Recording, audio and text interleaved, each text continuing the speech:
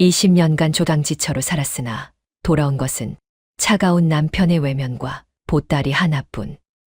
이제 이 집에 네 자리는 없다!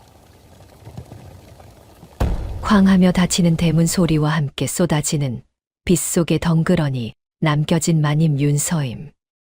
바로 그때였습니다. 단단히 닫혀있던 대문이 다시 슬그머니 열렸습니다. 평생 이 집 부엌을 지켜온 늙은 식모 박복임이었습니다.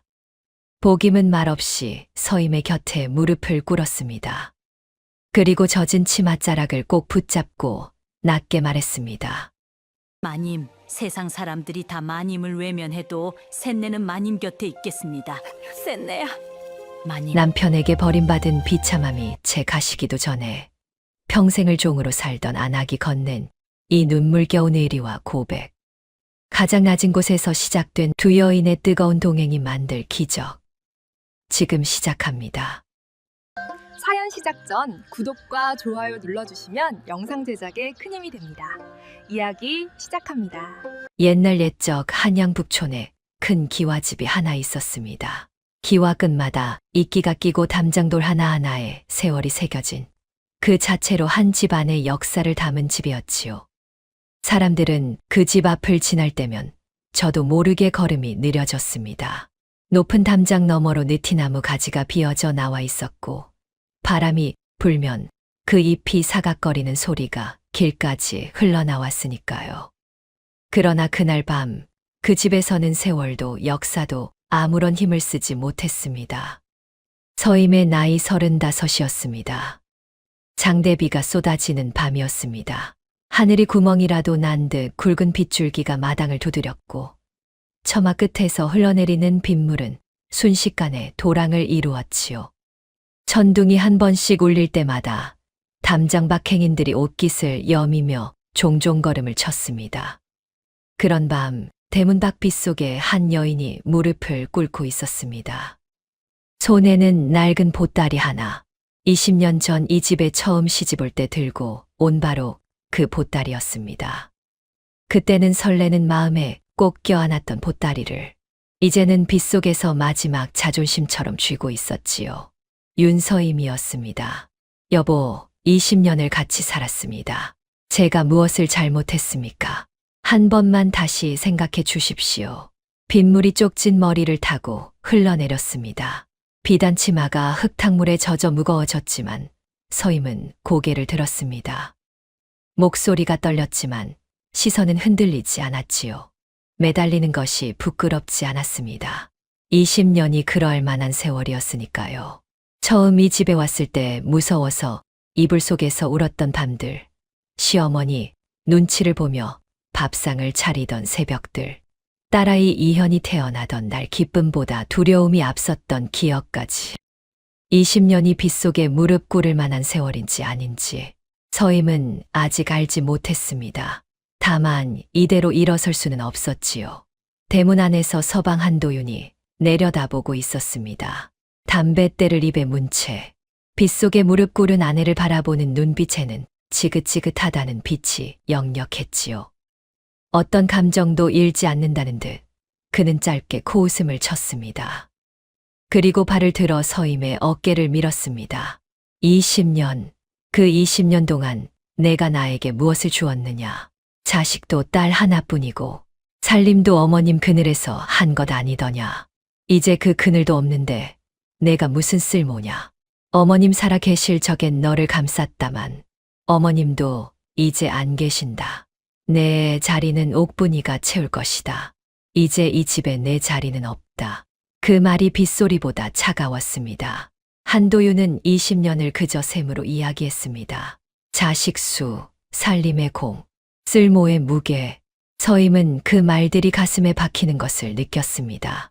뒤로 물러나지 않았지만 가슴 한가운데가 무너지는 것을 막을 수는 없었지요. 대문 안 처마 밑에는 젊은 첩 옥분이 아이를 안고 서 있었습니다. 비단 옷을 곱게 차려입은 채로 옥분의 입가에 옅은 웃음이 번졌다가 사라졌지요. 그 찰나의 웃음을 서임은 놓치지 않았습니다. 그리고 그 웃음이 한도윤의 말보다 더 깊이 박혔습니다. 그때였습니다.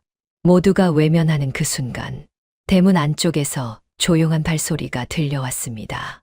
늙은 부엌어멈 박복임이었습니다. 손에는 낡은 앞치마 하나와 기름 먹인 봉투 하나가 들려 있었지요.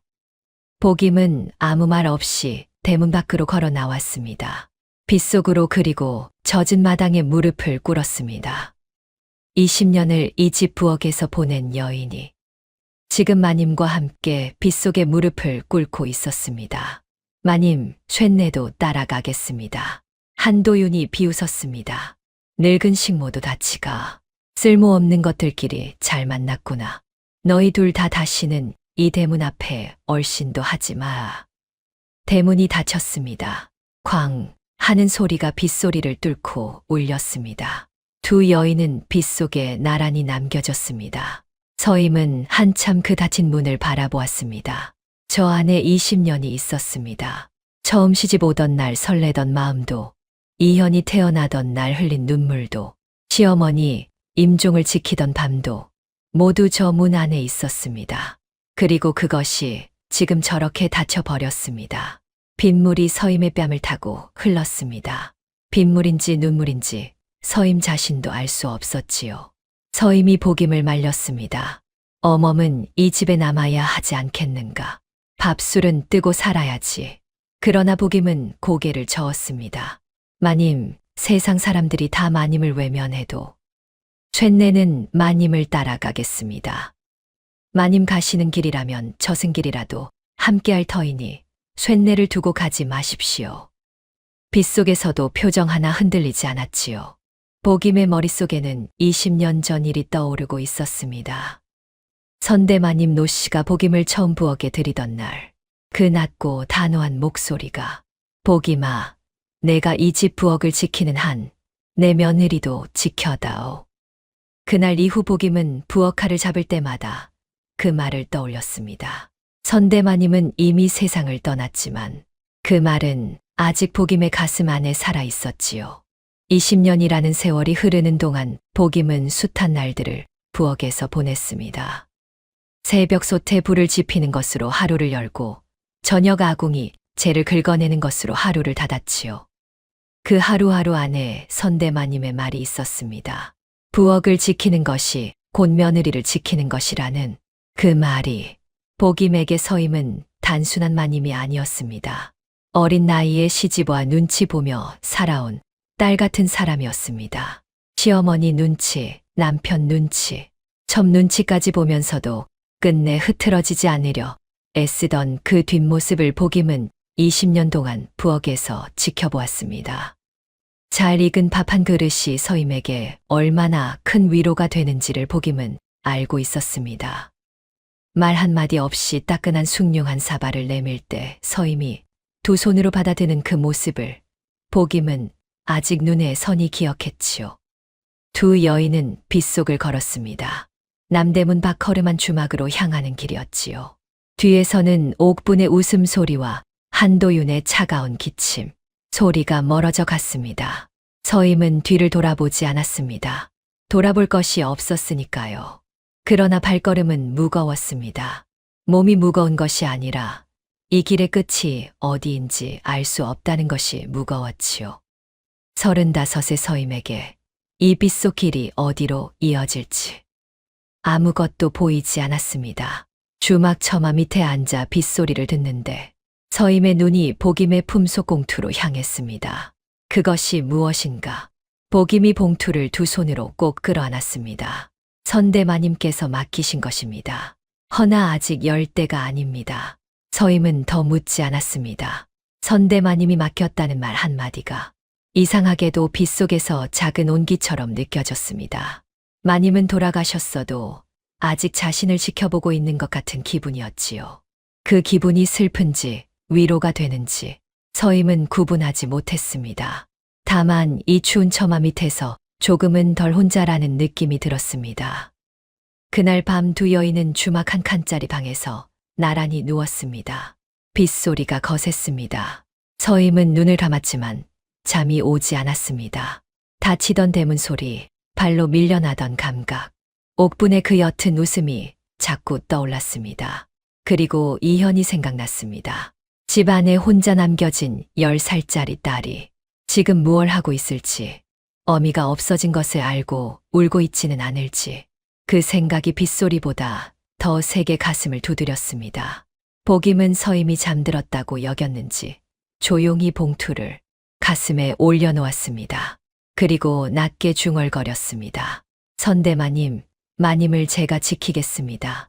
약속드립니다. 서임은 그 말을 들었습니다. 그러나 모른 척했습니다. 목이 메었기 때문이었지요. 딸 이현에게 서찰을 보냈습니다. 어미가 집에서 쫓겨났다고, 한 번만 만나달라고 떨리는 손으로써 내려갔지요. 붓끝이 자꾸 흔들렸습니다. 쓰다가 멈추고 멈추다가 다시 쓰기를 반복했습니다. 무슨 말을 써야 할지 몰랐습니다. 어미가 쫓겨났다는 말을 10살짜리 아이에게 어떻게 써야 하는지 서임은 알지 못했지요. 그러나 쓰지 않을 수도 없었습니다. 이현이 어미를 잃었다고 생각하며 우는 것이 더 두려웠으니까요.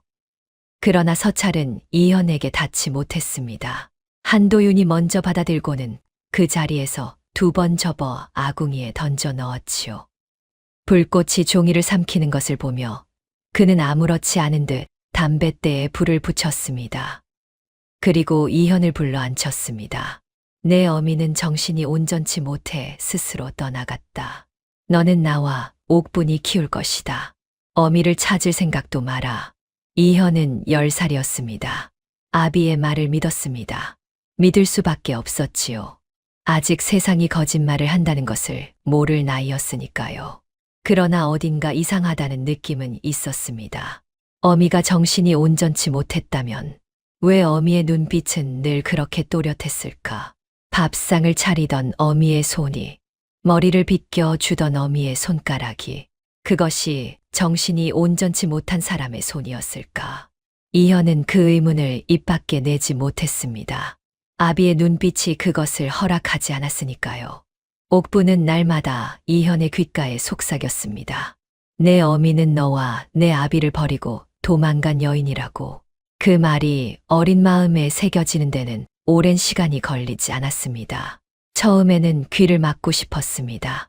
그러나 어미에게서 서찰 한 장 오지 않는다는 사실이 어느 순간부터 옥분의 말이 맞다는 증거처럼 느껴지기 시작했지요. 이현은 스스로를 설득했습니다. 아프지 않으려면 믿어야 했으니까요. 서임에게는 차가운 답장이 왔습니다. 이현의 글씨였습니다. 어머니가 스스로 집을 버렸다고 들었습니다. 더는 저를 찾지 마십시오. 서임은 그 서찰을 들고 한참을 앉아 있었습니다. 10살짜리 아이의 글씨가 이렇게 차가울 수 있다는 것을 서임은 몰랐습니다. 아니, 이현이 쓴 것이 아니라는 것을 서임은 알았습니다.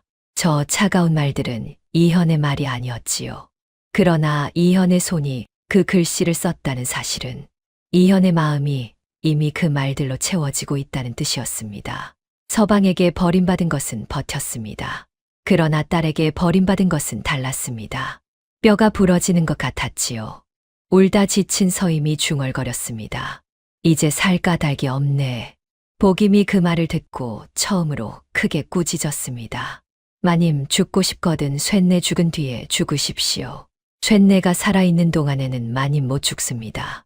그 말이 어찌나 단호했던지 서임은 울음을 멈췄습니다. 복임이 그날 밤 자신의 과거를 털어놓았습니다. 젊은 시절 남편에게 버림받은 일, 어린 딸을 병으로 잃은 일, 그래서 서임을 처음 본 날부터 딸처럼 여겼다는 이야기까지. 복임은 담담하게 말했습니다. 그러나 그 담담함 안에 얼마나 많은 세월이 녹아있는지 서임은 느낄 수 있었습니다. 서임은 복임의 품에서 처음으로 어머니의 온기를 느꼈습니다. 피 한 방울 섞이지 않았어도 세상에서 가장 따뜻한 품이었습니다. 그날 이후 서임이 복임을 부르는 목소리가 조금 달라졌습니다. 딱딱하던 것이 스르르 풀렸지요. 쫓겨난 지 석 달이 지났습니다. 서임의 나이 35, 복임의 나이 60을 바라보는 해였지요. 복임이 선대마님에게 배운 비법을 꺼냈습니다. 소뼈를 오래 고아 뽀얗게 우린 국물의 된장과 팥뿌리, 마른 표고와 무청을 넣어 깊은 맛을 내는 국밥이었지요. 복임이 처음 그 비법을 배우던 날, 선대마님은 이렇게 말했다 합니다. 국밥이란 배를 채우는 음식이 아니라 마음을 데우는 음식이라고. 복임은 그 말을 지금도 기억했습니다. 마음을 데우는 음식, 그것이 지금 자신과 서임에게 가장 필요한 것이기도 했지요. 두 여인은 남대문 박장터 귀퉁이에 작은 좌판을 폈습니다. 솥 하나, 그릇 몇 개, 그리고 두 여인의 손이 전부였지요. 서임은 처음 솥 앞에 섰을 때 어디서부터 어떻게 해야 할지 몰랐습니다. 평생 살림을 했지만 그것은 하인들이 옆에서 돕는 살림이었습니다. 혼자 불을 지피고 혼자 국물을 젓고 혼자 그릇을 씻는 것이 이렇게 낯설 줄은 몰랐지요. 처음에는 아무도 거들떠보지 않았습니다. 지나가는 장꾼들이 힐끔힐끔 바라보다 고개를 돌렸습니다. 양반집 마님이 장터에서 국밥을 판다며 손가락질하는 자들도 있었지요. 서임은 칼질도 서툴고 손님 앞에서 말도 제대로 못했습니다. 손이 떨렸고 얼굴이 붉어졌습니다.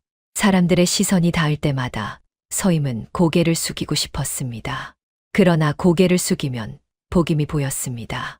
60 가까운 나이에 허리를 굽혀 솥을 젓고 있는 복임이. 그 모습이 서임의 등을 세웠습니다. 복임이 대신 목청을 높였습니다. 뜨끈한 국밥이요. 속까지 풀리는 국밥이요. 첫 손님은 늙은 짐꾼이었습니다. 볼품없는 좌판을 한참 바라보다가 마지못해 앉는 눈치였지요. 그가 국물을 한 숟갈 뜨고 천천히 삼켰습니다. 그러다 눈시울이 붉어졌습니다. 이 맛은 오래전 내 어미가 끓여주던 맛이로구나. 그 말 한마디가 두 여인의 첫 희망이 되었습니다. 서임이 짐꾼의 빈 그릇을 받아들며 처음으로 생각했습니다. 이 솥 안에 담긴 것이 단순한 국물이 아닐지도 모른다고. 어미의 맛, 집의 냄새, 따뜻했던 어느 날의 기억. 그것을 이 솥이 담을 수 있다면 이 좌판이 단순한 장사가 아닐 수도 있다고. 좌판을 연 지 한 해가 지났습니다. 서임의 나이 36이었지요. 서임의 손에 물집이 잡히고 굳은 살이 박혔습니다. 복임국밥은 입소문을 타기 시작했고 단골 손님들이 생겼지요. 서임은 조금씩 손님 앞에서 고개를 드는 법을 배웠습니다. 사람들의 이름을 외우고 그들이 좋아하는 것을 기억하고 날씨가 궂은 날에는 국물을 조금 더 진하게 끓였습니다. 장터 생활이 서임을 조금씩 바꾸고 있었지요. 스스로는 느끼지 못했지만 복임은 보았습니다. 서임의 등이 예전보다 고다졌다는 것을. 그러나 어느 날 장터에 나가니 좌판 자리가 다른 사람에게 넘어가 있었습니다. 자리를 관리하는 자가 고개를 돌리며 말했지요. 윗선에서 압력이 들어왔소. 미친 여자가 장사하는 꼴은 못 보겠다고. 복임이 수소문 끝에 알아냈습니다. 한도윤이 직접 장터 관리에게 뇌물을 주어 서임의 좌판을 막은 것이었습니다. 잘 살고 있다는 소문이 귀에 들어갔겠지요. 서임이 장터에서 자리를 잡아가고 있다는 것이 한도윤에게는 어떤 의미로든 불편했던 모양이었습니다. 서임이 처음으로 분노했습니다. 눈물이 아니라 분노였습니다. 가슴 안쪽에서 뜨거운 무언가가 치밀어 올랐지요. 빗속에서 무릎 꿇을 때는 느끼지 못했던 감정이었습니다. 그때는 슬픔이 먼저였습니다. 그러나 지금은 달랐습니다. 한 해 동안 손에 굳은 살을 박으며 이루어온 것이 있었습니다. 그것을 빼앗겼을 때의 감정은 슬픔이 아니라 분노였지요. 저 사람이 나를 죽이지 못해 안달이 났구나. 복임이 서임의 손을 잡았습니다. 두 손으로 꼭. 마님, 흔들리지 마십시오. 맛은 거짓말을 못합니다. 두 여인은 장터 안쪽 외진 자리를 새로 잡아 좌판을 다시 폈습니다. 전보다 구석이었고 지나다니는 사람도 적었습니다. 그래도 단골들은 찾아왔습니다. 어떤 이는 한참을 두리번거리다 겨우 찾아와 앉으며 말했지요. 이리 숨어 있어도 찾아오겠소. 이 맛을 어디서 구하겠습니까? 그날 이후 서임은 처음으로 손님 앞에서 고개를 들고 말했습니다. 어서 오십시오. 두 글자였습니다. 짧은 두 글자였지만 서임에게는 그 어떤 긴 말보다 무거운 말이었지요. 이 자리를 지키겠다는 다짐이 그 두 글자 안에 담겨 있었습니다. 좌판을 연 지 2해가 지나는 어느 가을 아침이었습니다. 서임의 나이 37이었지요. 장터에 낯선 노상인 하나가 나타났습니다. 허리가 굽었지만 눈빛이 또렷한 노인이었습니다.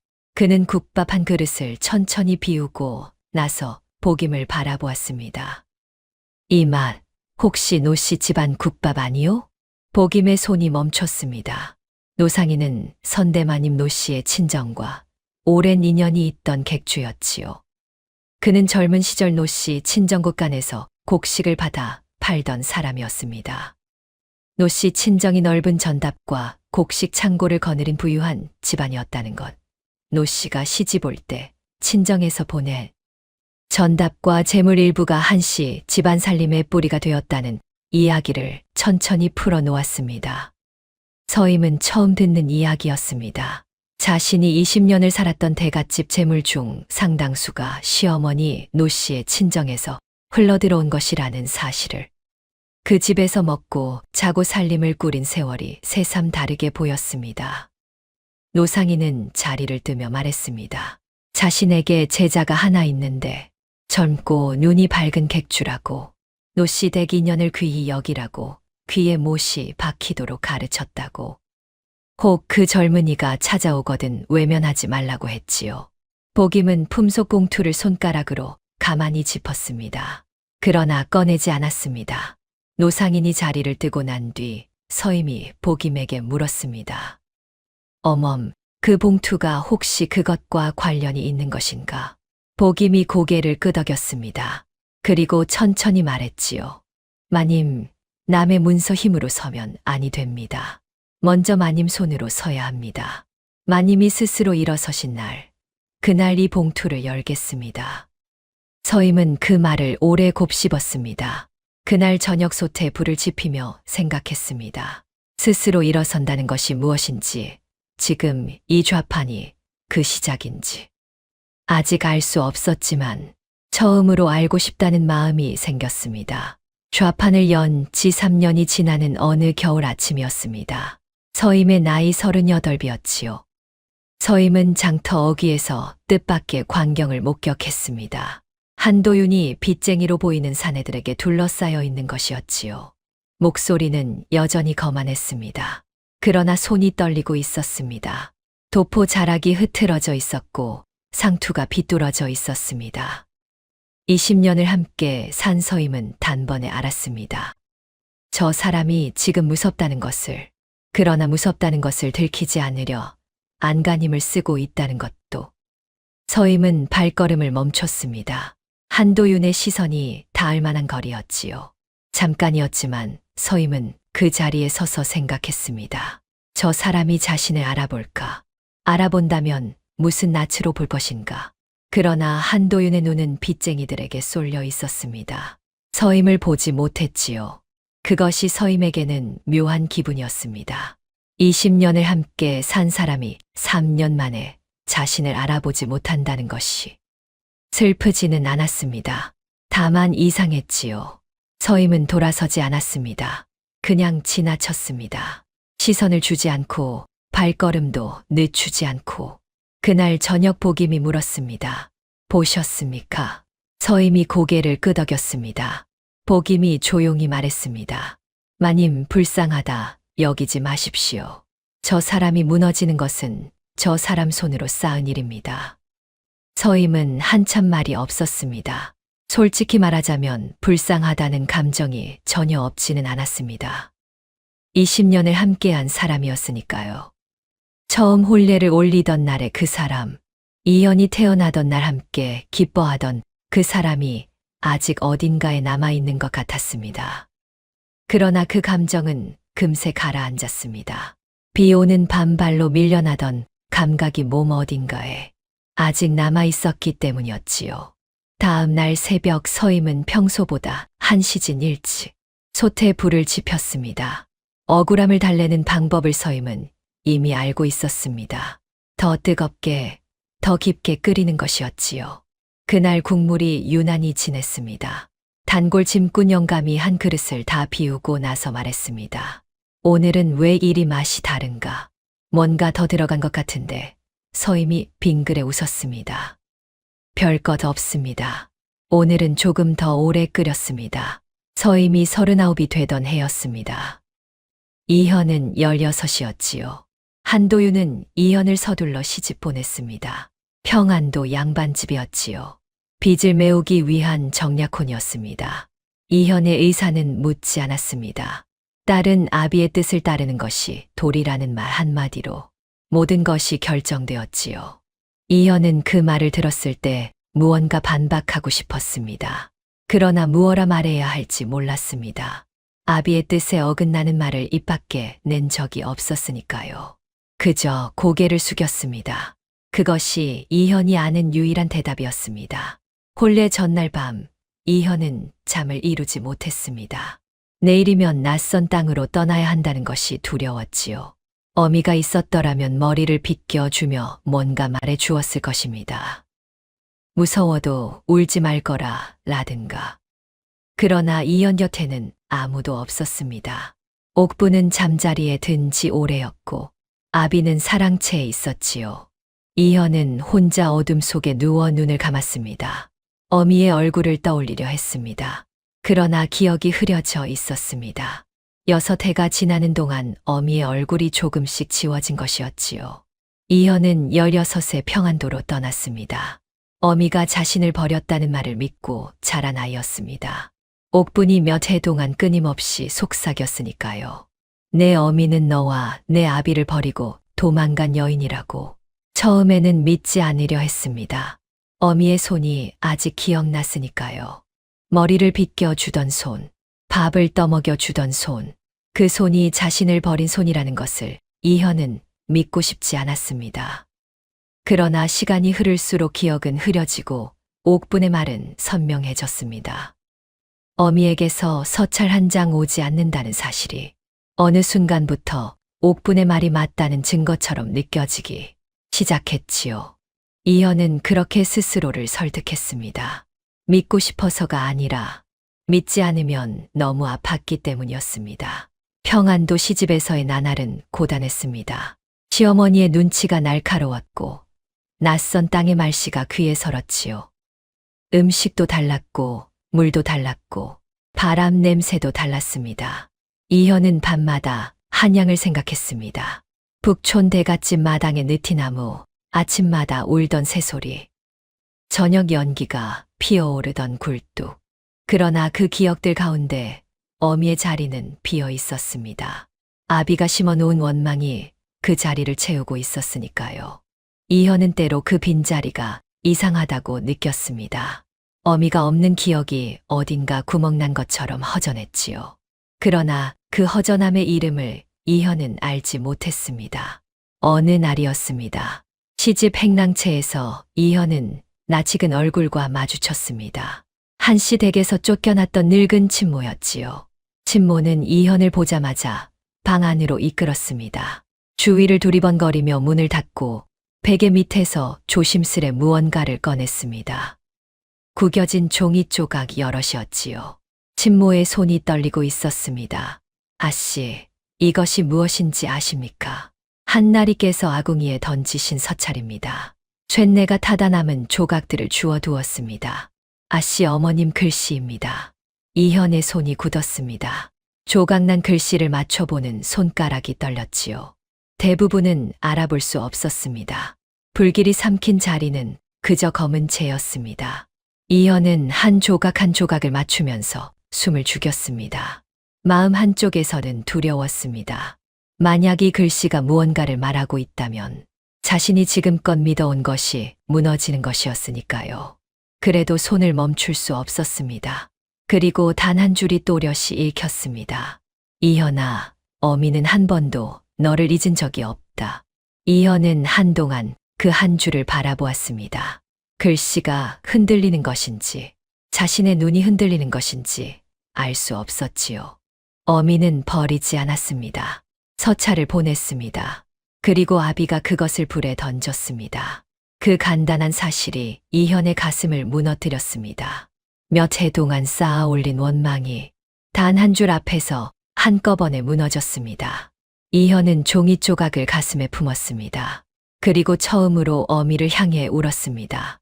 소리 없이 오래 밤새 울고 나서 이현은 생각했습니다. 어미를 찾아야 한다고. 이 집에 더 있을 수 없다고. 좌판을 연 지 4년이 지났습니다. 서임의 나이 40이었지요. 보김국밥의 소문이 한양을 넘어 인근 고을까지 퍼졌습니다.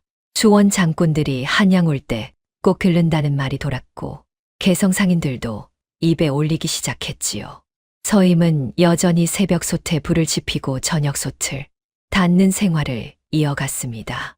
손이 거칠어질수록 마음은 단단해졌습니다. 처음에는 손님 앞에서 고개를 들지 못하던 서임이 이제는 먼저 말을 건네는 법도 알게 되었지요. 장터 사람들과 눈을 맞추고 그들의 이름을 외우고 그들이 좋아하는 국물 농도를 기억했습니다. 서임은 그것이 장사라는 것을 나중에야 깨달았습니다. 처음에는 그냥 사람이 좋아서 한 일이었으니까요. 그러던 어느 날 장터에 낯선 사내가 나타났습니다. 행색은 수수했지만 눈빛이 예사롭지 않았지요. 허름한 도포를 걸쳤지만 걸음걸이가 달랐습니다. 어디서든 자기 자리를 아는 사람의 걸음이었지요. 그가 평상에 앉아 국밥 한 그릇을 시켰습니다. 천천히 국물을 한 숟갈 뜨더니 잠시 눈을 감았습니다. 그리고 다시 한 숟갈. 그릇을 다 비울 때까지 한마디도 하지 않았습니다. 서임은 그 모습을 보며 조금 긴장했습니다. 저 사람이 뭔가를 알아보는 눈을 가진 사람이라는 것을 직감했으니까요. 사내가 그릇을 내려놓으며 천천히 입을 열었습니다. 자신이 강무백이라고 수원과 개성, 전주와 평양을 오가는 상단의 주인이라고 했습니다. 그러나 서임의 귀에 더 깊이 박힌 것은 그 다음 말이었습니다. 쇳내 스승께서 살아 계실 때 이 국밥맛 이야기를 하신 적이 있습니다. 북촌 한씨 댁부엌에서 나는 냄새라고. 스승께서는 노씨 친정 객주와 평생 거래하신 분이었습니다. 선대마님 노씨께서 시집 오실 때 그 국밥 비법도 함께 오셨다 들었지요. 오늘 이 맛을 먹으니 스승 말씀이 거짓이 아니었습니다.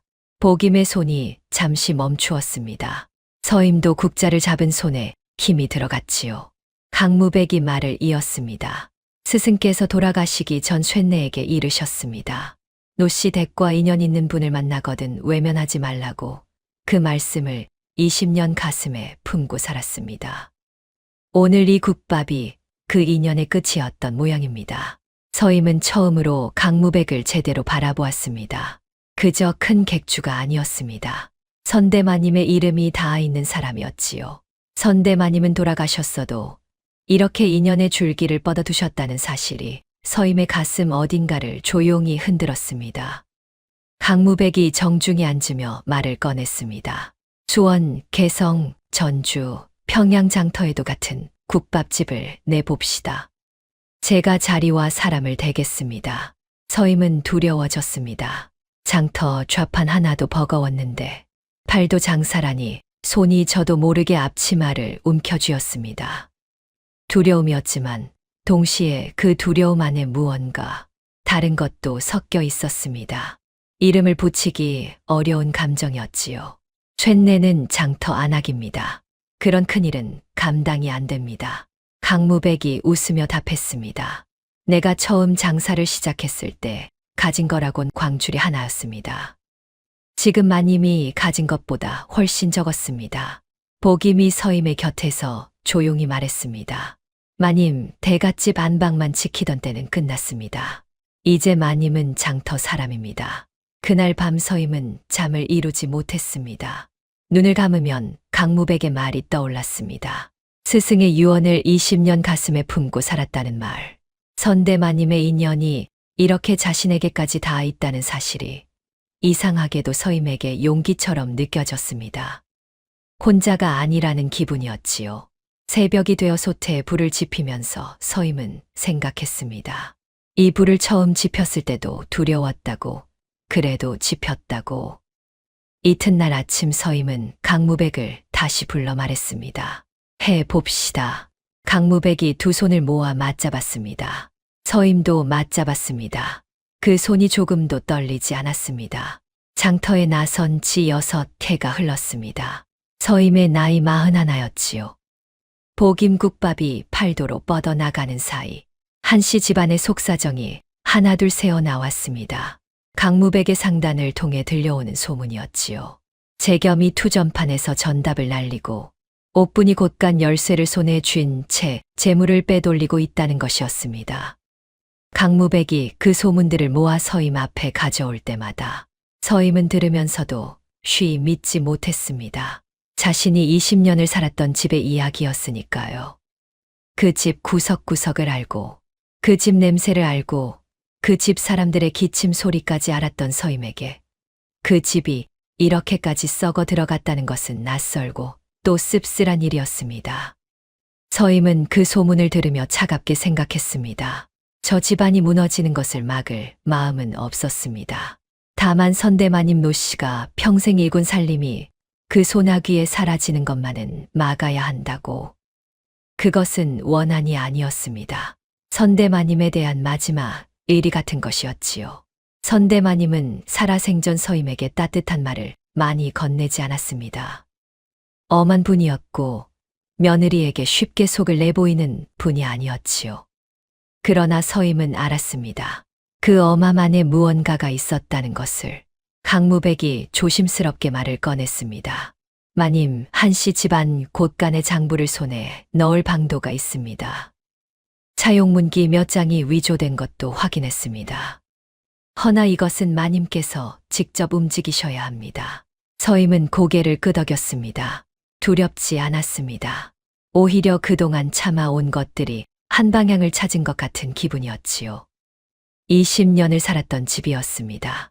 그 집 안방 서랍 어디에 무엇이 있는지, 곳간 열쇠가 어디 걸려 있는지, 장부가 어느 궤 안에 들어있는지를 서임은 알고 있었습니다. 그 알미 이제 다른 쓸모를 갖게 되었지요. 한편 복임은 날이 갈수록 몸이 무거워졌습니다. 아침 솥에 불을 지피다 기침을 하는 날이 잦아졌지요. 서임이 모르게 의원을 다녀왔습니다. 의원은 고개를 저었습니다. 복임은 서임에게 아무 말도 하지 않았습니다. 마님이 지금 가장 중요한 일을 앞두고 있는데 자신의 몸 걱정으로 마음을 흩어놓고 싶지 않았으니까요. 다만 봉투를 품에 넣으며 혼자 생각했습니다. 마님이 스스로 장부를 손에 넣으시는 날이 멀지 않았다고. 그러면 이 봉투를 열 수 있다고. 그날까지만 버티면 된다고. 그날 밤 복임은 솥 앞에 앉아 불을 바라보았습니다. 타닥타닥 장작이 타는 소리가 났습니다. 몸이 아팠지만 이상하게 마음은 고요했습니다. 선대마님이 맡기신 일을 다 마치고 가는 것이니까 그것으로 충분하다고 복임은 생각했습니다. 솥 앞에서 시작한 삶이 솥 앞에서 끝나는 것도 나쁘지 않다고. 복임은 소리 없이 입술을 움직였습니다. 선대마님께 드리는 말이었는지 서임에게 전하지 못한 말이었는지 그것은 복임만이 알았습니다. 드디어 열린 봉투 장터에 나선 지 7해가 지났습니다. 어느 날 아침이었습니다. 서임이 새벽 솥에 불을 지피려는데 부엌 쪽에서 무거운 소리가 들렸습니다. 달려가 보니 복임이 바닥에 쓰러져 있었지요. 서임이 복임을 부축하자 복임은 손을 내저었습니다. 괜찮다는 뜻이었지만 얼굴빛이 이미 괜찮지 않았습니다. 서임은 복임의 손목을 잡았습니다. 뼈가 느껴질 만큼 가늘어진 손목이었습니다. 언제 이렇게 되었는지 서임은 알지 못했습니다. 매일 곁에 있었는데도 사람이 야위어가는 것은 늘 뒤늦게 보이는 법이었지요. 서임이 의원을 불렀습니다. 의원은 복임을 살피고 나서 서임을 밖으로 데려갔습니다. 목소리를 낮추어 말했지요. 오래 버티기 어렵다고. 몸 안에 이미 오래된 병이 깊이 자리 잡았다고. 서임의 귀에 그 말이 들어왔지만 가슴으로는 한동안 닿지 않았습니다. 복임은 그동안 늘 그 자리에 있었습니다. 서임이 쓰러질 것 같을 때 버텨주던 자리, 서임이 울 때 등을 두드려 주던 자리, 그 자리가 비어진다는 것을 서임은 아직 상상할 수 없었습니다. 복임은 자리에 누운 채 서임을 불렀습니다. 마님, 때가 됐습니다. 목소리는 가늘었지만 또렷했습니다. 복임이 천천히 손을 뻗어 품속을 더듬었습니다. 10년 동안 한시도 몸에서 떼지 않았던 낡은 봉투였습니다. 기름을 먹여 빗물에도 상하지 않게 감싼 그 봉투를 복임이 두 손으로 서임에게 내밀었습니다. 두 손이 떨렸습니다. 아픔 때문이 아니라 10년을 기다린 무게 때문이었지요. 마님께서 스스로 한씨 집안 곳간의 장부를 손에 넣으셨습니다. 남의 힘이 아니라 마님 손으로. 이제 때가 되었습니다. 서임은 떨리는 손으로 봉투를 받았습니다. 봉투를 여는 손이 멈췄다가 다시 움직였습니다. 이 안에 무엇이 있든 자신이 그것을 받을 자격이 있는 사람이 되었는지 아직 확신하지 못했습니다. 그러나 복임이 내민 손이 믿을 수 있는 손이라는 것은 알았습니다. 그것으로 충분했지요. 봉투 안에는 3가지가 들어 있었습니다. 첫째는 선대마님 노씨가 서임 명의로 남긴 대저택과 전답, 곳간 전체의 문건이었습니다. 둘째는 한씨 집안 상단의 지분 장부였지요.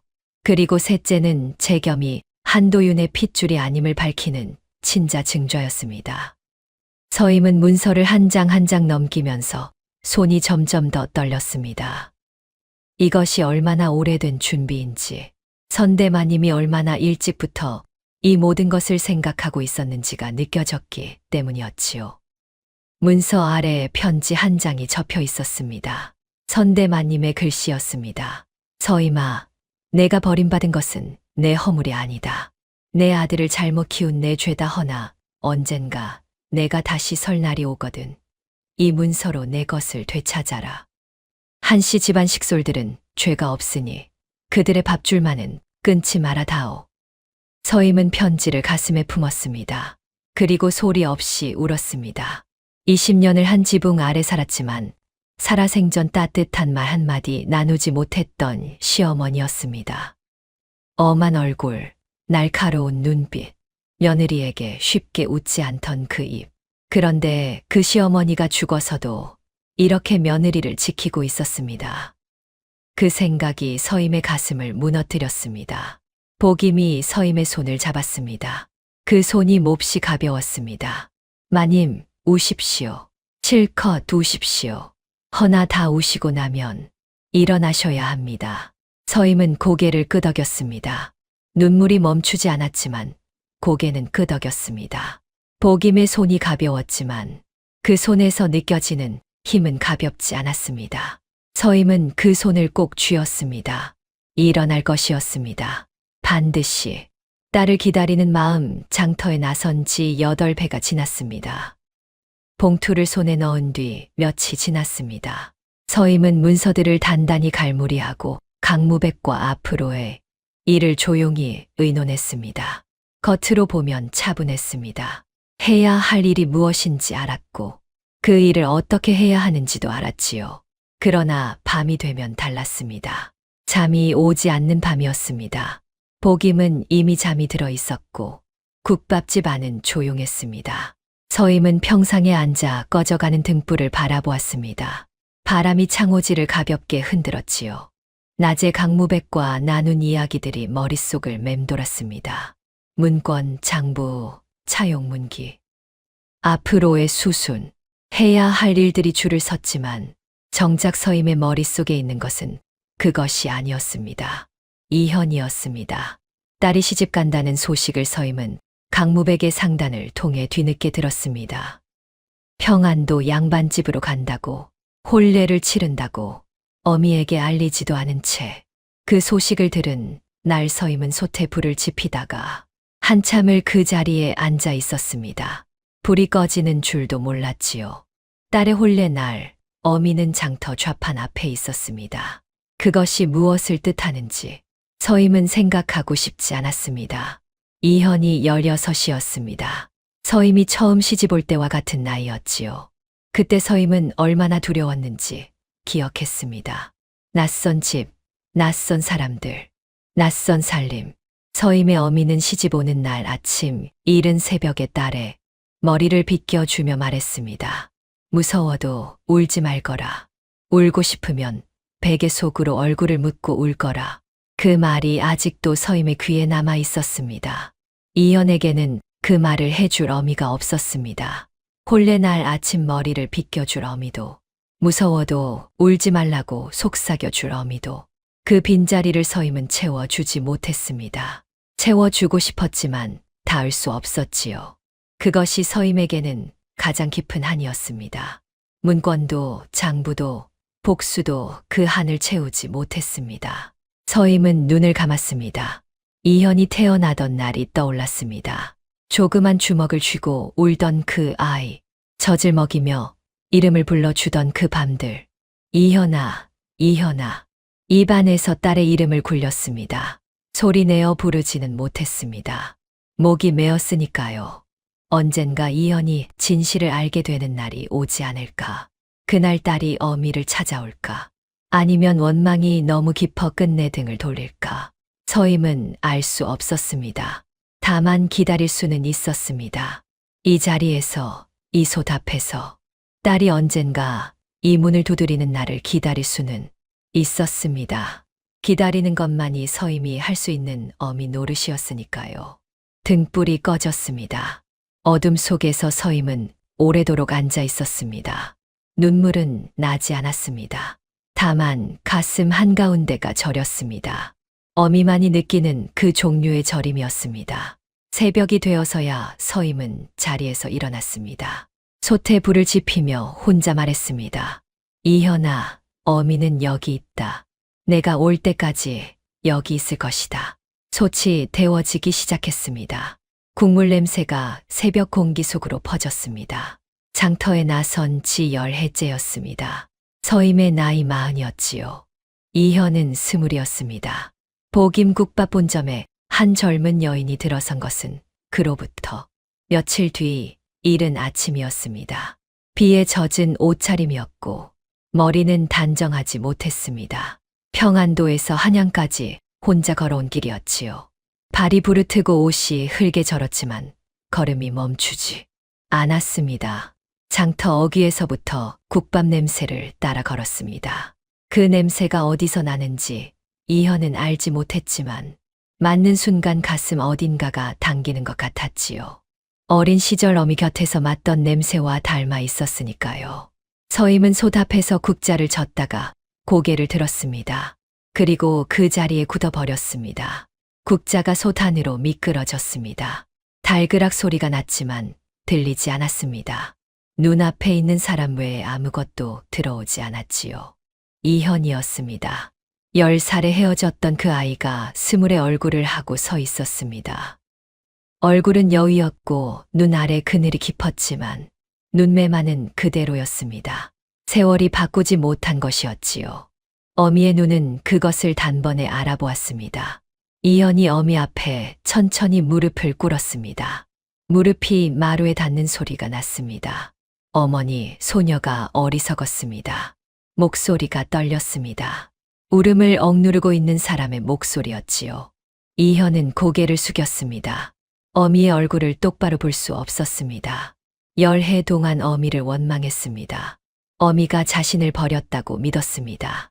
그것을 알기 전까지 자신이 어미를 얼마나 아프게 했을지를 생각하면 고개가 들리지 않았지요. 서임이 딸 앞에 무릎을 꿇었습니다. 그리고 이현의 얼굴을 두 손으로 감쌌습니다. 말이 나오지 않았습니다. 보고 싶었다는 말, 미안하다는 말, 잘 왔다는 말이 한꺼번에 밀려왔지만 어느 것도 먼저 나오지 못했지요. 서임은 그냥 딸의 얼굴을 보았습니다. 이마를, 눈매를, 윗뺨을. 10해 동안 흐려진 그 얼굴이 지금 두 손 안에 있었습니다. 이현아, 처음으로 이름을 불렀습니다. 10해 만에 이현의 어깨가 무너졌습니다. 참고 있던 울음이 한꺼번에 터졌지요. 서임이 딸을 끌어안았습니다. 두 사람은 한동안 그렇게 있었습니다. 어미의 어깨 위로 딸의 울음이 쏟아졌고 서임도 소리 없이 온몸으로 울었지요. 10해의 기다림이, 10해의 그리움이, 밤마다 솥 앞에서 혼자 불렀던 그 이름이 한꺼번에 쏟아졌습니다. 얼마나 울었는지 알 수 없었습니다. 시간이 멈춘 것 같았지요. 한참이 지나 이현이 어미의 품에 안긴 채로 말했습니다. 어머니 추우셨지요. 그 비 오는 밤에 서임의 가슴이 내려앉았습니다. 딸이 그 밤을 알고 있었습니다. 서임은 묻지 않았습니다. 그냥 딸의 등을 천천히 쓸었습니다. 춥지 않았다. 어머니 곁에 있었으니. 복임은 평상에서 그 모습을 바라보았습니다. 기침을 참으며 웃었습니다. 눈가에 무언가 번졌지만 닦지 않았습니다. 이 눈물은 닦아 버리기에 너무 귀한 것이었으니까요. 이제 마님 곁에 돌아올 사람이 다 돌아왔습니다. 제14장. 무너지는 한씨 집안, 그리고 복임과의 대화 한씨. 집안의 빚이 세상에 드러났습니다. 재겸의 투전빚, 옥분이 사사로이 챙긴 재물, 한도윤의 거짓 장부까지 하나둘 밝혀지기 시작했지요. 빚쟁이들이 한씨 집 대문 앞에 몰려들었습니다. 하인들은 도망가고 친척들은 등을 돌렸습니다.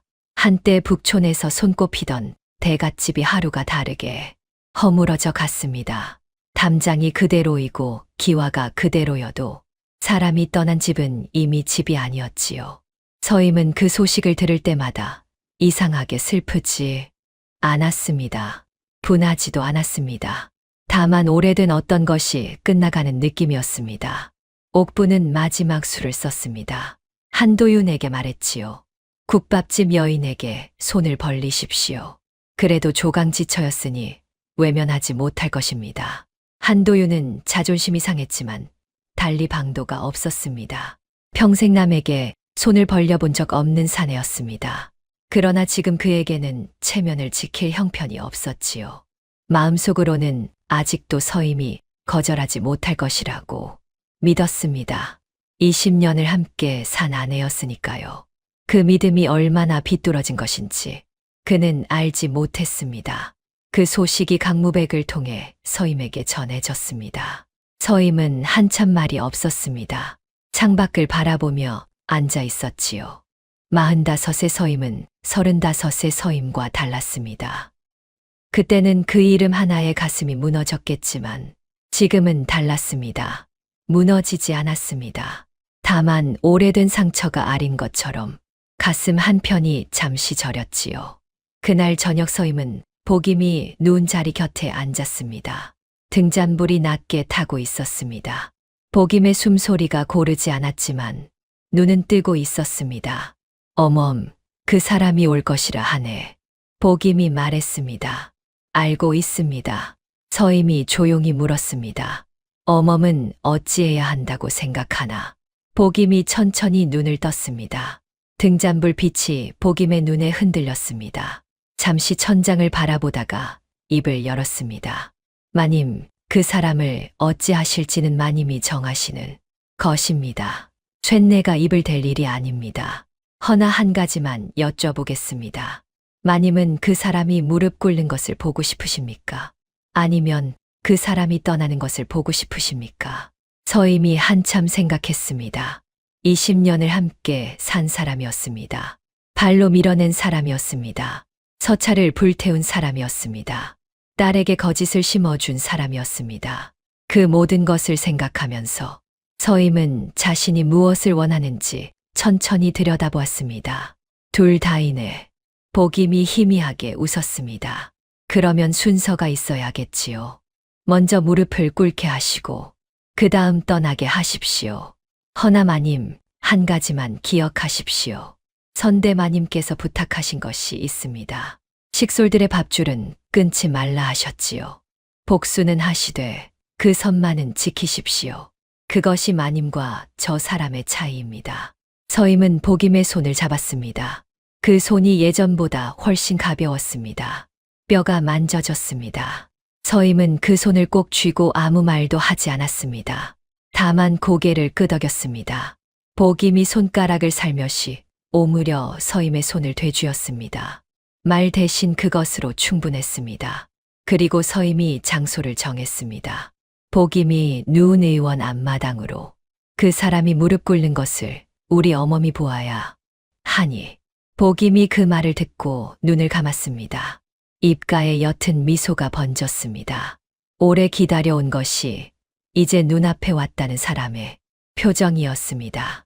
장터에 나선 지 열해째, 서임의 나이 40이었습니다. 옥분과 재겸이 포도청 나졸들에게 끌려간 다음 날 밤이었습니다. 하늘이 어둑해지더니 굵은 빗줄기가 쏟아지기 시작했습니다. 10년 전 그날 밤과 똑같은 비였습니다. 똑같은 바람, 똑같은 어둠, 똑같은 냄새. 서임은 빗소리를 들으며 잠시 눈을 감았습니다. 열해 전 그날 밤이 몸 어딘가에서 되살아나는 것 같았지요. 무릎 꿇었던 차가운 땅의 감촉, 발로 밀려나던 그 순간의 충격, 쾅하고 닫히던 대문 소리. 그것들이 아직 사라지지 않고 어딘가에 새겨져 있었습니다. 그러나 지금 서임은 그 기억 앞에서 무너지지 않았습니다. 다만 그것을 똑바로 바라보았지요. 서임은 가마에 올랐습니다. 곁에는 딸 이현과 객주 강무백이 따랐지요. 한시 대저택으로 향하는 길이었습니다. 이현이 어미의 얼굴을 살폈습니다. 떨리지 않냐고 묻고 싶었지만 묻지 않았습니다. 어미의 눈빛이 이미 답을 하고 있었으니까요. 대저택 앞에 도착했을 때 서임은 가마에서 내렸습니다. 그날 자신이 비를 맞았던 것처럼 오늘도 맞겠다고 생각했지요. 빗물이 치맛자락을 적셨습니다. 그러나 열해 전과 달랐습니다. 그때의 빗물은 서임을 짓눌렀지만 지금의 빗물은 그저 차가울 뿐이었습니다. 짓누르지 못했지요. 대문이 열렸습니다. 한도윤이 마당에 서 있었습니다. 옥분도 없고 재겸도 없는 텅 빈 대저택의 홀로. 도포는 흐트러져 있었고 머리는 산발이 되어 있었습니다. 한때 북촌에서 위세를 부리던 사내가 이제 빈집을 지키는 늙은 그림자처럼 서 있었지요. 서임은 그 모습을 보며 아무 감정도 억지로 만들어 내려 하지 않았습니다. 슬프지도 통쾌하지도 않았습니다. 다만 이 자리에 서야 할 사람이 섰다는 느낌이었지요. 서임이 천천히 대문 안으로 들어섰습니다. 빗물이 마당을 흥건히 적시고 있었습니다. 한도윤이 헛웃음을 지었습니다. 왔느냐? 한 그릇 빌어먹으러 왔느냐? 마지막 자존심이었습니다. 서임은 그 모습을 가만히 보다가 품에서 문권을 꺼냈습니다. 나리, 이 집의 문권을 보십시오. 이 대저택, 곳간, 전답, 노비 문서까지 모두 한 사람 명의로 되어 있습니다. 한도윤이 떨리는 손으로 문권을 받아들었습니다. 빗물이 문서 위에 떨어졌지만 그는 눈을 떼지 못했습니다. 낯짝낯짝 넘기는 손이 점점 더 떨렸지요. 그리고 거기 적힌 이름을 보고 얼굴이 하얗게 질렸습니다. 명의자 윤서임. 선대마님 노씨가 죽기 전 모든 문서를 며느리 명의로 바꿔두었습니다.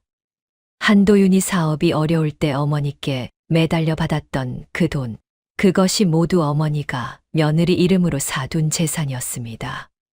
한도윤은 평생 자신이 어머니 덕에 살았다고 생각했습니다.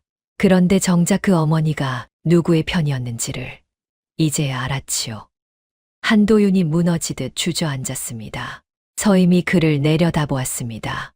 10년 전 마당에 무릎 꿇고 매달리던 자신을 발로 밀어냈던 사내. 서임의 목소리가 차갑게 내려앉았습니다. 10년 전 비 오는 밤, 나리께서 쇠내에게 무엇라 하셨는지 기억하십니까? 이제 이 집에 내 자리는 없다. 그리 말씀하셨습니다. 그리고 쇠내를 발로 밀어내셨지요. 오늘 그 말을 돌려드립니다. 이제 이 집에 당신 자리는 없습니다. 한도윤이 빗속에 무릎 꿇은 채 올려다보았습니다. 서임아, 한 번만 다시 생각해다오. 10년 전 서임이 했던 말이었습니다. 서임은 그 말을 들으며 잠시 눈을 감았습니다. 이상하게도 그 말이 귀에 박혔습니다. 자신이 했던 말이었으니까요. 그러나 서임은 차갑게 등을 돌렸습니다. 선대마님의 마지막 부탁이 있었기 때문이었지요. 보따리 하나는 챙겨도 좋습니다. 10년 전 쇠내에게 허락하신 만큼은 쇠내도 너그러이 허락하겠습니다. 허나 한 가지가 있습니다. 나리께서 평생 어머님 사당을 지키며 사십시오. 거기서 어머님께 무릎 꿇고 빌며 사십시오. 나리의 죄는 어머님 앞에서 푸십시오. 한도윤은 보따리 하나를 들고 비를 맞으며 대문 밖으로 나갔습니다. 단 한 번도 뒤를 돌아보지 못하는 모습으로 이현은 그 뒷모습을 바라보았습니다. 아비였습니다. 한때는 무서웠고 한때는 따랐던 사람이었지요. 그러나 빗속에 보따리 하나를 들고 걸어 나가는 저 뒷모습에서 이현은 이제 아비를 찾지 않았습니다. 다만 스스로 쌓은 것들에 스스로 짓눌린 한 늙은 사내만 보였습니다. 서임은 안채로 들어갔습니다. 시어머니 노 씨의 영정이 모셔진 안방 서임이 영정 앞에 무릎 꿇었습니다. 어머님, 며느리가 돌아왔습니다. 그날 밤 한양의 대저택 안방에 다시 불이 켜졌습니다. 10년 만이었습니다. 이현은 그날을 오래 기억했습니다. 포도청 나졸들이 한씨 집 대문을 두드린 것은 이른 아침이었습니다. 이현은 어미 곁에 서서 그 광경을 지켜보았지요. 마당 한가운데 옥분이 서 있었습니다. 비단 치마가 여전히 곱게 차려입혀져 있었지만 얼굴빛은 이미 사색이 되어 있었습니다. 그 얼굴을 보며 이현은 생각했습니다. 저 여인이 자신의 귓가에 수년 동안 속삭이던 말들을, 내 어미는 너를 버렸다고, 그 말들이 이제 저 얼굴 위에서 하나씩 무너지고 있었습니다. 이현이 들고 온 장부, 선대마님이 남긴 증좌, 객주들이 증언한 빼돌린 재물의 흔적이 모두 맞물렸습니다. 옥부는 끝까지 발뺌했습니다. 목소리를 높이고 손을 내저으며 이것은 오해라고, 모함이라고 외쳤지요. 그러나 문서 앞에서 그 말은 힘을 잃었습니다. 아무리 크게 외쳐도 글씨는 지워지지 않았으니까요. 나졸이 옥분의 팔을 잡았습니다. 그제야 옥분은 몸부림쳤습니다. 재겸도 마당 한편에서 포박을 당했지요. 투전빈 문서가 낱낱이 드러난 터였습니다. 이현은 그 순간 이상한 감정을 느꼈습니다. 통쾌하지 않았습니다. 그렇다고 슬프지도 않았지요. 다만 오래된 무언가가 거치는 느낌이었습니다. 옥분이 귓가에 속삭이던 말들, 내 어미는 너를 버렸다던 그 말들이 하나씩 무너져 내리는 느낌, 그 말들을 믿으며 살았던 세월이 얼마나 허망한 것이었는지가 이제야 선명하게 보였습니다. 옥분이 끌려가다가 몸을 돌렸습니다. 서임을 향해 악을 썼습니다. 내년이 감히 한낱 쫓겨난 계집이 어찌 나를. 서임은 담담했습니다. 내가 누구인지는 이제 온 한양이 안다. 남의 집 안방을 가로채고 남의 곳간을 축내고 남의 자식까지 속여 키운 여인이지. 이현은 그 말을 들으며 어미의 옆 얼굴을 바라보았습니다. 20년을 그 집에서 살았던 사람, 열해를 장터에서 버텨온 사람, 그리고 끝내 이 자리에 선 사람. 어머니의 눈빛은 차가웠지만 흔들리지 않았습니다. 이현은 그 눈빛이 어디서 온 것인지 알았습니다. 장터 새벽마다 솥 앞에서 불을 지피던 그 세월에서 온 것이었지요. 문중 어른들이 모인 자리에서 옥분의 처분이 내려졌습니다. 한씨 가문의 명예 회복을 위해 옥분에게서 모든 신분을 박탈하고 관비로 떨어뜨려 평생과나 부엌일을 시키기로 한 것이었지요. 비단옷에 살림종을 부리던 여인이 이제 자기 손으로 부엌 잿더미를 치우게 된 것이었습니다. 재겸은 한씨 집안 호적에서 완전히 파였습니다. 한도윤의 자식이 아니었으므로 한씨 성도 잃었지요. 투전빚을 갚지 못해 노역장으로 끌려갔습니다. 옥분이 끌려가며 마지막으로 부르짖었습니다. 마님, 한 번만 살려주십시오. 10년 전 자신이 안방첩으로 들어앉을 때 서임에게 했어야 할 말을 이제야 하고 있었습니다. 이현은 어미의 손을 잡았습니다. 서임은 등을 돌렸습니다. 단 한 번도 뒤를 돌아보지 않았지요. 두 사람은 나란히 걸었습니다. 어미와 딸이 열해 만에 나란히. 이현이 조용히 물었습니다. 어머니, 후련하십니까? 서임이 잠시 생각하다가 답했습니다. 후련하다기보다는 무겁던 것이 내려놓아진 것 같구나. 무거운 짐을 오래 들고 있으면 내려놓아도 한동안은 팔이 저리지 않느냐. 이현이 고개를 끄덕였습니다. 그리고 어미의 팔을 꼭 잡았습니다. 서임이 딸의 손을 느끼며 생각했습니다. 저린 팔도 이 손이 있으면 괜찮겠다고. 그리고 친자 증좌 한도윤이 의원 앞마당에 나타난 것은 이른 오후였습니다. 10년 전의 위세는 사라졌습니다. 빚쟁이들에게 시달린 흔적이 얼굴 곳곳에 새겨져 있었고 도포 자락은 먼지가 앉아 있었습니다. 그래도 마지막 자존심을 세우려는지 턱을 들고 걸어 들어왔지요. 서임은 단정한 옷차림으로 앉아 있었습니다. 곁에는 평상의 누인 복임과 딸 이현이 있었습니다. 복임은 눈을 감고 있었습니다. 그러나 잠든 것이 아니었지요. 기다리고 있었습니다. 한도윤이 서임을 보자 잠시 걸음을 멈추었다가 다시 거만한 척 입을 열었습니다. 지난 일은 덮고 한씨 집안을 도와라. 그러면 너를 다시 드리겠다. 서임은 그를 한참 바라보았습니다. 마흔의 서임은 저 말 앞에서 흔들리지 않았습니다. 열해 전이었다면 달랐겠지요. 그 말 한마디에 눈물이 났을지도 모릅니다. 그러나 지금은 달랐습니다. 그 말이 얼마나 뒤틀린 말인지 서임은 이제 알았으니까요. 서임이 천천히 자리에서 일어섰습니다. 나를 다시 드리겠다고요. 서임이 품에서 문권과 장부를 꺼냈습니다. 한도윤이 떨리는 손으로 받아들었습니다. 낯짝낯짝 넘기는 손이 점점 더 떨렸지요. 그때 복임이 병든 몸을 일으켰습니다. 이현이 부축하려 했지만 복임은 손을 저었습니다. 스스로 일어나겠다는 뜻이었지요. 오늘 이 자리를 자신의 두 눈으로 보아야 했습니다. 누가 부축해주는 몸으로는 안 되었지요. 목소리는 가늘었지만 또렷했습니다. 날이 기억하십니까? 10년 전 비 오는 밤 마님을 보따리 하나로 내쫓으셨지요. 그날 쇳내가 품고 나온 것이 앞치마 하나뿐인 줄 아셨겠지요. 아닙니다. 쇳내는 선대마님의 뜻을 품고 나왔습니다. 한도윤이 복임을 바라보았습니다. 20년을 부엌에서 보았던 늙은 어멈이었습니다. 그 어멈이 지금 이 자리에서 자신을 내려다보고 있었지요. 한도윤은 아무 말도 하지 못했습니다. 저 늙은 어멈이 20년 동안 부엌에서 무엇을 품고 살았는지 이제야 알았으니까요. 서임이 두 번째 문서를 내밀었습니다. 재겸이 한도윤의 핏줄이 아니라는 친자 증좌였습니다. 한도윤이 그 문서를 받아들었습니다. 한 줄 한 줄 읽어 내려갔습니다. 읽다가 멈추었습니다. 다시 읽었습니다. 손이 떨리기 시작했지요. 그러다 끝내 무릎이 꺾였습니다. 마당 한가운데 주저앉아 멍하니 허공을 바라보았습니다. 그가 믿었던 척, 아들이라 여겼던 아이, 자신이 버린 조강지처. 모두의 진실이 10년 만에 뒤집혔습니다.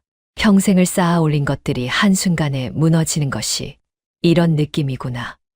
한도윤은 멍하니 그것을 느꼈습니다. 서임이 한도윤을 내려다보았습니다.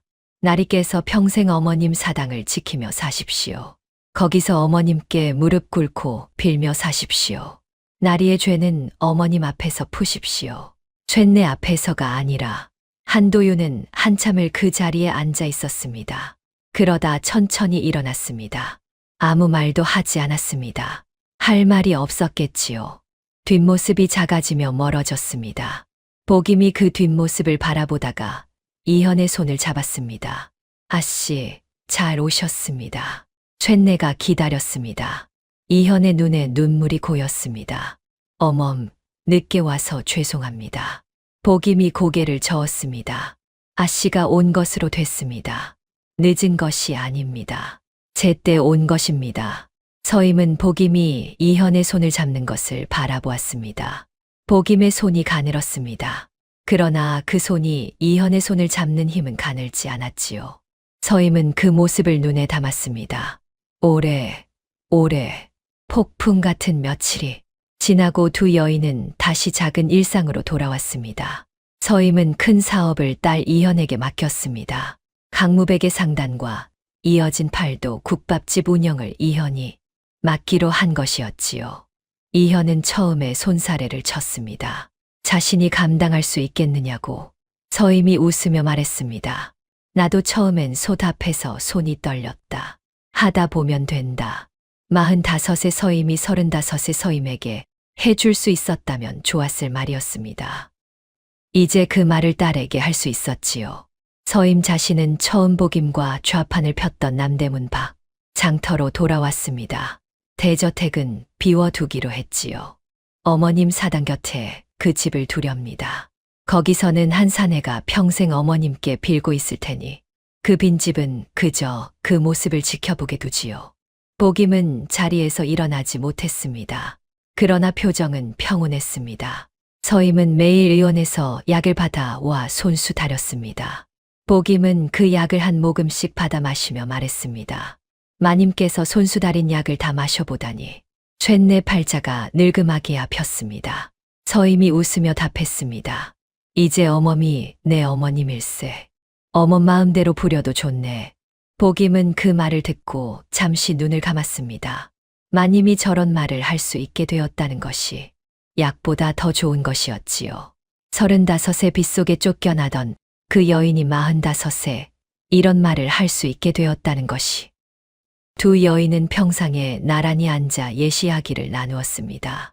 처음 좌판을 폈을 때 첫 손님이 눈물을 흘리던 이야기, 옥분이 헛소문을 퍼뜨려 손님이 끊겼던 날, 비 오는 밤 쪽방에서 서로를 끌어안고 울었던 일들. 이야기는 끝이 없었습니다. 두 사람이 함께한 세월이 그만큼 두터웠으니까요. 이현도 가끔 장터로 찾아왔습니다. 셋이 나란히 평상에 앉아 국밥을 먹는 날이면 서임은 생각했습니다. 이것으로 충분하다고. 대저택도 문권도 장부도 아니라 이 평상 위의 이 순간이 자신이 열해를 버텨온 이유였다고. 복임이 가만히 말했습니다. 마님, 쇳내는 이제 여한이 없습니다. 마님이 다시 섰고 아씨도 돌아왔고 선대마님 뜻도 이뤘으니. 서임이 복임의 손을 잡았습니다. 그 손이 예전보다 훨씬 가벼웠습니다. 뼈가 만져지는 것 같았지요. 서임은 그 손을 꼭 쥐었습니다. 놓고 싶지 않았습니다. 이 손이 열해 동안 자신을 붙들어 주었다는 것을 서임은 알았습니다. 이 손이 없었다면 지금의 자신도 없었다는 것을. 복임의 몸은 하루가 다르게 야위어갔습니다. 그러나 정신은 또렷했습니다. 오히려 몸이 가벼워질수록 눈빛이 더 맑아지는 것 같았지요. 서임은 그 눈빛을 볼 때마다 가슴이 아렸습니다. 저 맑음이 무엇을 뜻하는지 알았기 때문이었습니다. 떠날 준비를 하는 사람의 눈빛이었지요. 어느 날 저녁 복임이 서임을 불렀습니다. 등잔불이 낮게 타고 있었습니다. 마님, 한 가지 부탁이 있습니다. 서임이 복임 곁에 앉았습니다. 이 장터에 마님 같은 여인들이 또 있습니다. 서방에게 버림받고 자식에게 외면당하고 갈 곳 없는 여인들. 마님께서 그들을 거두어 주십시오. 쇳내가 마님 곁에 있었듯 마님이 그 여인들 곁에 있어 주십시오. 서임이 고개를 끄덕였습니다. 내 반드시 그리하겠네. 그 말이 빈말이 아니라는 것을 복임은 알았습니다. 열해가 그 말에 무게를 만들었지요. 복임은 안도한 듯 눈을 감았습니다. 그리고 며칠 밤을 홀로 무언가 정성스레 바느질했습니다. 등잔불 아래 바늘을 움직이는 손이 느렸지만 멈추지 않았지요. 서임이 무엇을 하느냐 물어도 복임은 그저 웃기만 했습니다. 쇳내 마지막 솜씨입니다. 마님께 드릴 것이오니 지금은 묻지 마십시오. 서임은 더 묻지 않았습니다. 다만 복임이 바느질을 마치고 눈을 감을 때까지 곁에 앉아 있었습니다. 아무 말 없이 그냥 곁에. 복임의 바늘이 움직이는 소리, 등잔불이 타는 소리, 두 사람의 숨소리 그것으로 충분했습니다. 밤이 깊어갈수록 복임의 기침이 잦아졌습니다. 서임은 잠을 이루지 못했습니다. 눈을 감으면 복임의 기침 소리가 들렸고 눈을 뜨면 복임의 가쁜 숨소리가 들렸지요. 서임은 그 소리를 들으며 생각했습니다. 이 소리가 멈추는 날이 올 것이라고. 그날이 두려웠습니다. 두렵다는 것을 복임에게 말하지 못했습니다. 말하면 복임이 미안해할 것을 알았으니까요. 어느 새벽 멀리서 종소리가 들려왔습니다. 서임의 가슴이 까닭 모르게 내려앉았습니다. 비가 내리는 저녁이었습니다. 복임은 평상에 누운 채 서임을 불렀습니다. 마님, 이리 와 보십시오. 서임이 다가가 앉자 복임이 베개 밑에서 곱게 접은 앞치마를 꺼냈습니다. 10년 전 비 오는 밤 복임이 품에 안고 대문을 나섰던 바로 그 낡은 앞치마였습니다. 마님, 안쪽을 보십시오. 서임이 떨리는 손으로 앞치마를 펼쳤습니다. 안쪽에 삐뚤빼뚤한 글씨가 수놓아져 있었습니다. 마님 곁.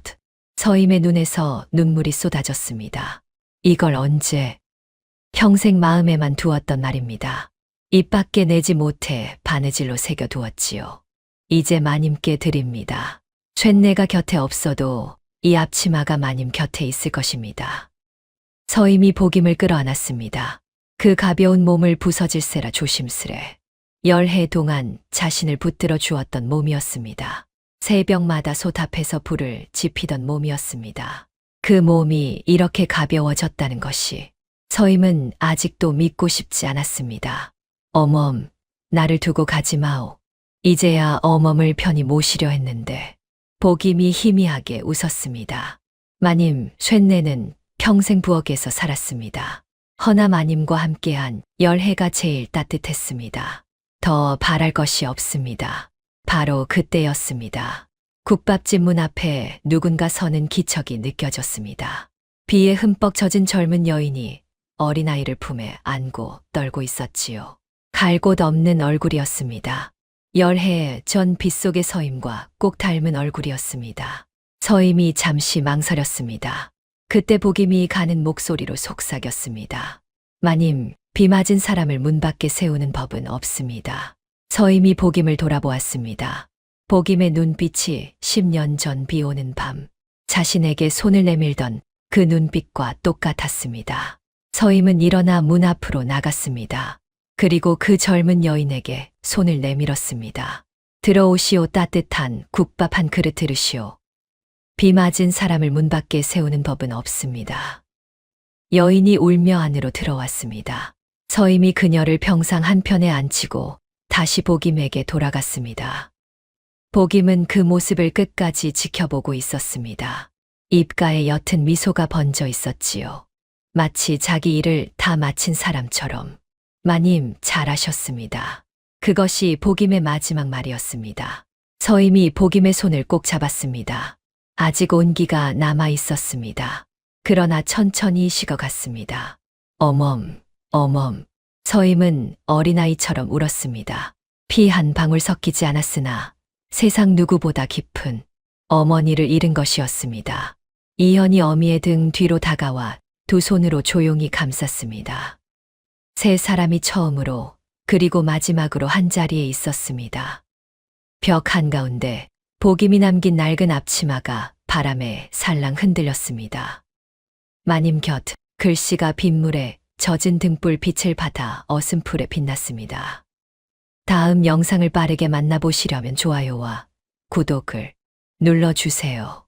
그럼 더 재미있는 영상으로 찾아뵙겠습니다. 모두 행복한 하루 보내세요.